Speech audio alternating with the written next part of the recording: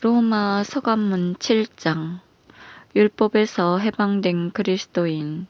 형제 여러분, 여러분이 율법을 아는 사람들이기에 말합니다. 율법은 사람이 살아있는 동안에만 그 위에 군림한다는 사실을 모릅니까? 혼인한 여자는 남편이 살아있는 동안에만 율법으로 그에게 매여 있습니다. 그러나 남편이 죽으면 남편과 관련된 율법에서 풀려납니다.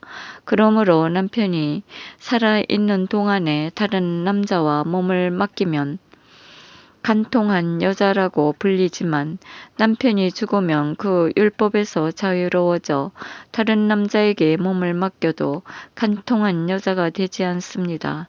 나의 형제 여러분, 여러분도 이와 같이 그리스도의 몸 덕분에 율법과 관련해서는 죽음으로써 다른 분, 곧 죽은 이들 가운데에서 되살아나신 분의 차지가 되었습니다.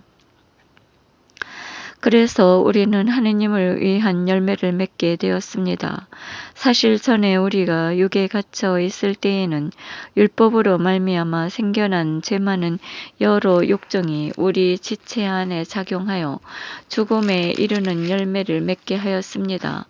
그러나 우리가 이제는 우리를 사로잡고 있던 율법과 관련해서는 죽음으로써 그것에서 벗어났습니다. 그리하여 법전이라는 옛 방식이 아니라 성령이라는 새 방식으로 하느님을 섬기게 되었습니다.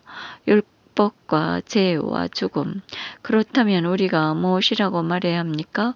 율법이 죄입니까? 결코 그렇지 않습니다.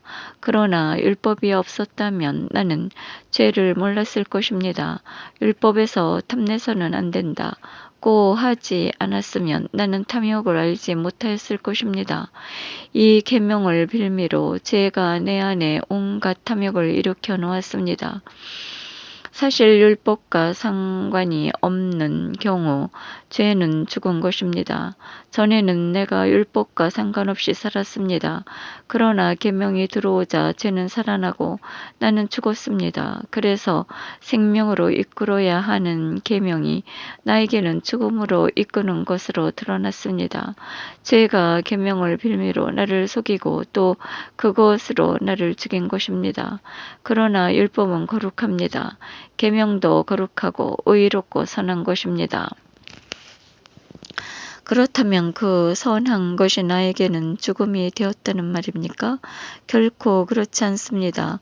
오히려 제가 그 선한 것을 통하여 나에게 죽음을 가져왔습니다. 죄가 죄로 드러나게 죄가 계명을 통하여 철저히 죄가 되게 하려는 것입니다. 우리가 알고 있듯이 율법은 영적인 것입니다. 그러나 나는 육적인 존재, 죄의 종으로 팔린 몸입니다. 나는 내가 하는 것을 이해하지 못합니다. 나는 내가 바라는 것을 하지 않고 오히려 내가 싫어하는 것을 합니다. 그런데 내가 바라지 않는 것을 한다면 이는 율법이 좋다는 사실을 내가 인정하는 것입니다. 그렇다면 이제 그런 일을 하는 것은 더 이상 내가 아니라 내 안에 자리 잡고 있는 죄입니다. 사실 내 안에 곧 내 육안에 선이 자리 잡고 있지 않음을 나는 압니다. 나에게 원의가 있기는 하지만 그 좋은 것을 하지 못합니다. 선을 바라면서도 하지 못하고 악을 바라지 않으면서도 그것을 하고 맙니다. 그래서 내가 바라지 않는 것을 하면 그 일을 하는 것은 더 이상 내가 아니라 내 안에 자리 잡은 죄입니다. 여기에서 나는 법칙을 발견합니다. 내가 좋은 것을 하기 바라는데도 악이 바로 내 곁에 있다는 것입니다. 나의 내적 인간은 하느님의 법을 두고 기뻐합니다.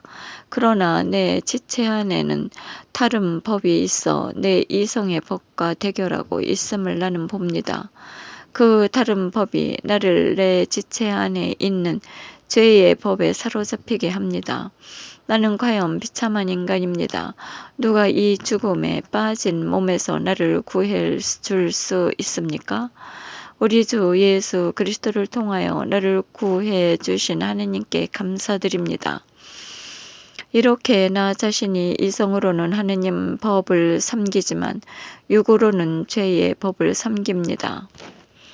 저희가 가야 할 길을 알려주신 주님, 영원히 찬미 받으소서.